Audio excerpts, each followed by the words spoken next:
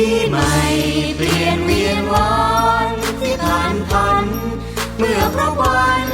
ก็จะมีวันปีใหม่การปีใหม่มีค่าถ้าเข้าใจรู้จักใช้เวลาไว้ตราเลือน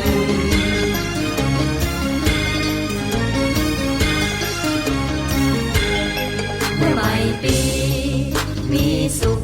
สนุกสนานควรรู้กันเวลาไม่กล้าเกินวันหนึ่งประเดี๋ยวเดียวประเดี๋ยวเดือนแล้วก็เลื่อนถึงเป็น1 ปีมีสุขเกิดสุขสีวันปีใหม่อวยพรให้กันปรีเปรมเกษมสีแต่อย่าลืมคุณค่า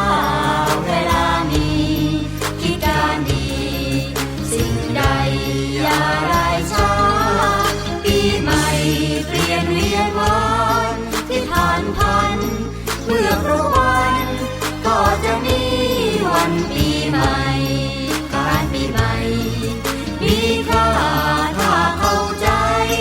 รู้จักใช้เวลาไว้ตราเลือน